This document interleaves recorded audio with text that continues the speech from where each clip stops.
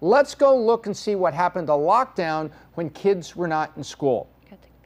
Okay, let me take you through this real quick. What this is looking at is the difference from 2018 to 2022. So 2018, we were all at school full-time. 2019, we were at school full-time. It was February, March of 2020, boom, COVID hit. We were all sent home. We had to wear masks, everywhere we went.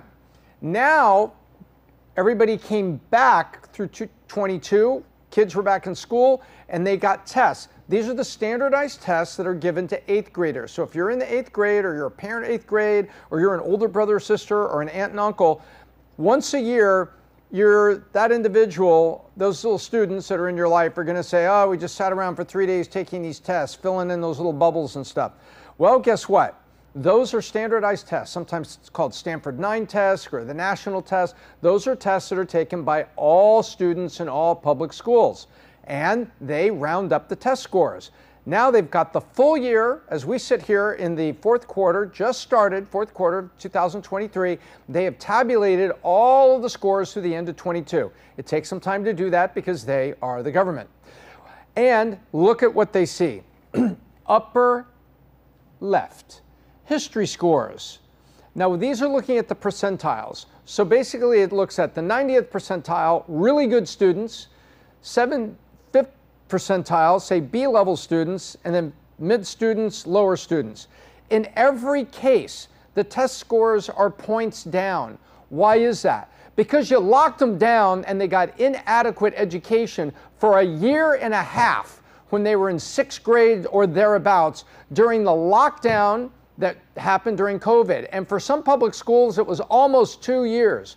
Most schools, it was 14 to 18 months where they finally loosened up and you came back to school, but it was still kind of, catching up, getting back into the rhythm of things. Now let's look at civics, -1, -2, -3.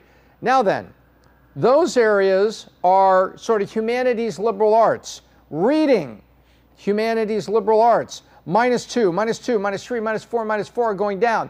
But look what happened to math. Math, -8, -8, -8, -8, -7. All across the board, whether you were a high-performing student in 2018 or a high-performing student then in 2022, your test scores were down. Don't let anybody tell you that the lockdown had no effect on them. And what do? These are 8th graders. If there's an 8th grader in your life, and I am married to the Biz Doc babe who is a career teacher, and if I sound a little angry, a little amped up at this moment, it's because I flipping am. Now is the time that you need to be working with your sister, your brother, if you're an aunt or uncle, enrichment materials. We're coming to the holiday time. You can get kids books that provide extra acceleration from math, and a lot of them are done in kind of a fun way. You can find enrichment materials that are kind of fun, and I would get kids reading during this holiday break, get them reading and give them a challenge. Say, hey, if you read 2 books during the holiday break and you read another book during spring break, I, your uncle, am going to give you a gift card for Amazon so you could go buy those Air Jordan lows for next summer. I will do it. I'll give you an incentive. Likewise on the math. What you need to do is be working with these students because that year and a half at a critical time from 6th to 7th grade has put them behind. I'm talking about all students, but we have the test scores now to prove what happened to those 8th graders going from 6th grade to 8th grade, and you can see the scores are down. So as an aunt, an uncle, a mom or dad, or an interested person where you have a friend who's got kids, enrichment materials, go look it up. Education enrichment materials, middle school enrichment materials, bonus materials. Find stuff that will be helpful to them, but I think you need to be spending the next 2 full years putting a little bit more in front of your kids so that they can get a little bit more of a leg up and a little bit more practice. And make it fun, make it an incentive program. Give them their free time. Maybe take away digital game time and say, hey, you got to give me an hour of extra reading this week or 2 hours extra reading, and I'll give you back an hour of favorite game time on your mobile phone or your iPad or your PlayStation, on Saturday. You got to find ways to do a little bit more with these kids because it's their future we're dealing with. It wasn't their fault that these policy of lockdown happened, but it is our collective reality, so go do something for it. So I'm going to calm down a little bit now. So Kellyanne, do you have nieces and nephews? I do. And what do you do? You know what? The best gift you could give them is workbooks that are fun and enrichment materials. What happens? What are they doing when they're done with the homework?